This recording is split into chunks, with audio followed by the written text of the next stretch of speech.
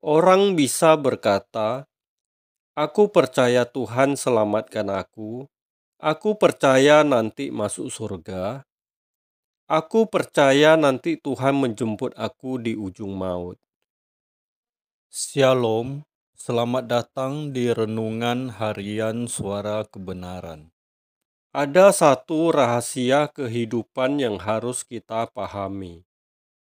Kebenaran tersebut adalah keberanian kita menyongsong keadaan hari esok yang tidak menentu, yang mana hal ini sangat dipengaruhi dengan penyerahan hidup kita kepada Tuhan.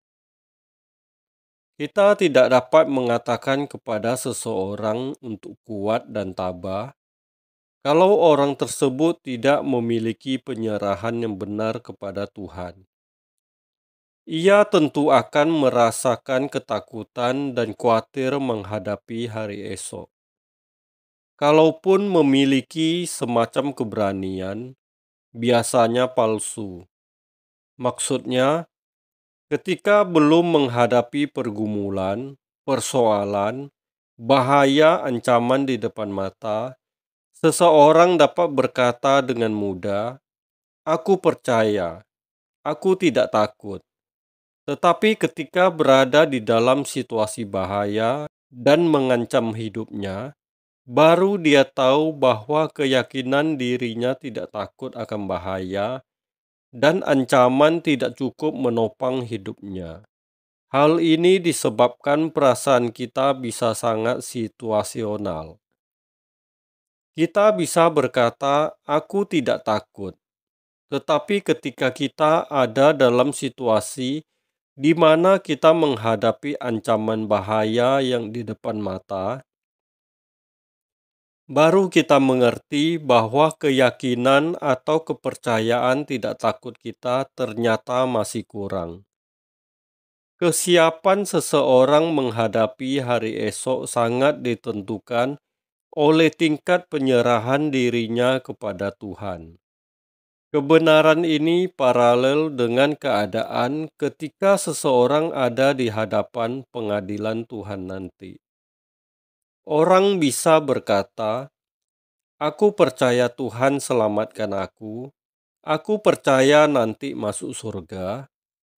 Aku percaya nanti Tuhan menjemput aku di ujung maut." Tetapi ketika seseorang ada di ujung maut, apalagi di hadapan pengadilan Tuhan, kepercayaan atau keyakinan itu tidak cukup menopang dirinya, kecuali ia memiliki penyerahan yang benar kepada Tuhan. Oleh sebab itu, seseorang harus membiasakan diri merasakan apa yang diyakini, bukan sekedar yakin saja di dalam pikiran. Yang dirasakan atau dialami adalah Tuhan. Tuhan harus dialami, bukan hanya diyakini.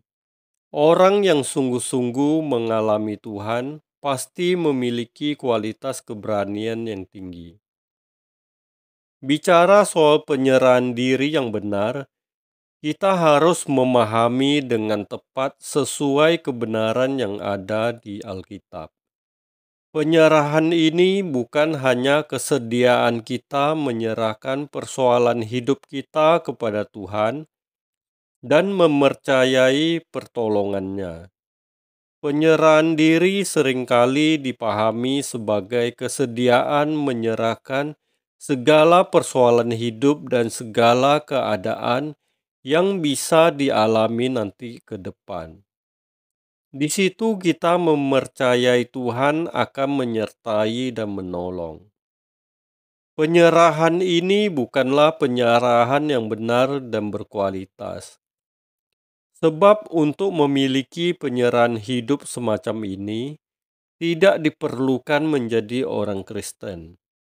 Setiap orang yang oportunis dan hendak memanfaatkan Tuhannya, juga melakukan hal demikian.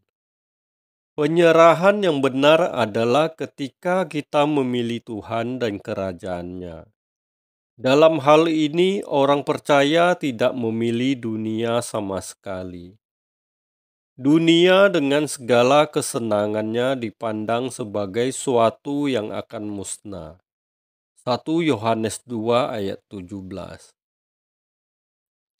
Meskipun ia tidak memusuhi dunia, dalam arti menjauhi orang-orang dan hidup dalam lingkaran isolasi, namun ia sungguh bertekad tidak mengikuti jejak hidup orang-orang dunia pada umumnya.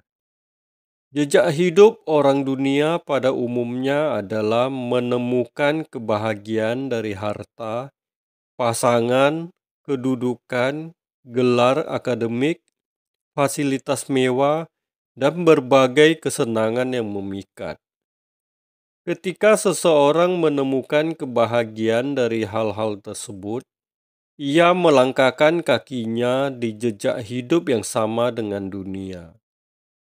Sebaliknya, orang yang memilih Tuhan dan kerajaannya akan menyerahkan hidupnya untuk menuruti kehendak Allah dan menyelesaikan pekerjaannya. Ia tidak akan sibuk dengan perkara duniawi yang tidak mendewasakan atau menopang rencana Tuhan. Pikirannya semata-mata ia arahkan untuk perkara surgawi. Jejak hidup seperti ini sudah dipraktekkan oleh Abraham, bapa orang beriman. Dalam kemapanan hidupnya di Ur Kasdim, Abraham memilih untuk mengikuti jejak Allah yang dihormatinya. Kalau mau jujur, justru kehendak Allah yang diberikan kepada Abraham sama sekali tidak memberi jaminan masa depannya di bumi. Ketika Abraham keluar dari Ur Kasdim, ia hidup nomaden atau mengembara tanpa kejelasan. Sangat berbeda dengan potret hidupnya sebelum keluar dari tanah kelahirannya. Namun ia tidak memandang kemapanan hidup yang distandarkan oleh dunianya pada hari itu sebagai standar utama. Alkitab mengatakan bahwa ia tidak pernah memperoleh apa yang dijanjikan Allah di dunia ini.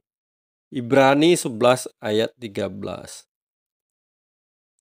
Sebaliknya, ia sadar bahwa apa yang dijanjikan Allah tidak berada di bumi ini, tetapi ada di balik langit biru. Kendati demikian, Abraham tidak pernah menyesal. Ia merindukan tanah air surgawi di mana Allah sendiri yang membangun kotanya. Ibrani 11 ayat 10. Kehidupan Abraham merupakan contoh penyerahan diri sejati yang harus kita teladani. Ia tidak menyerahkan diri untuk meminta pertolongan atau memanfaatkan Allah, tetapi secara aktif menyerahkan diri untuk mengikuti kehendak Allah dan memilih kerajaannya sebagai jejak hidupnya. Penyerahan yang benar adalah ketika kita memilih Tuhan dan kerajaannya. Amin. Tuhan Yesus Kristus memberkati.